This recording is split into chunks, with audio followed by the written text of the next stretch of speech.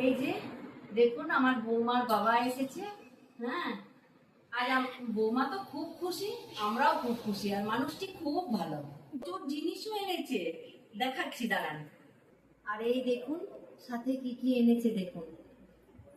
এই যে খাজা কাঁঠাল, গন্ধরাজ লেবু, পেঁপে, বেদানা, 2 রকমের আপেল, মুসুম্বি।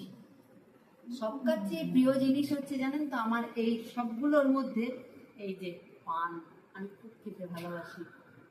উনি যতবার আসেন আমার জন্য 1 গোছা করে পান নিয়ে আসেন। তারপর আবার দেখাচ্ছি দাঁড়ান। এই দেখুন আম, দেখুন ওখানকার কারখানার তৈরি নিমকি বিস্কুট, আর সাথে সোনপাপড়ি প্রতিবার পাঠান।